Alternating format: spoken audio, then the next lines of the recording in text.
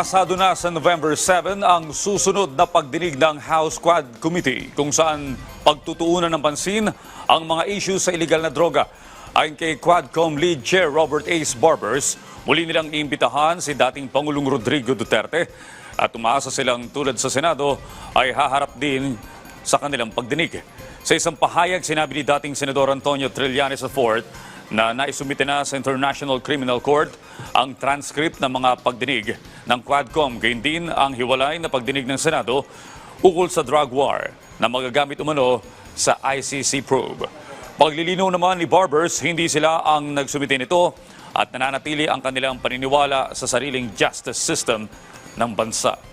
As far as the Quadcom is concerned, there was no authority coming from anyone, any of the co-chairs, to release transcript of records ng Quad hearings, no, and release it to the ICC.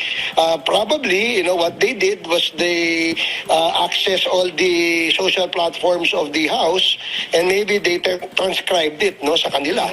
So kami kasi wala kaming binibigay, wala kaming sinasubmit.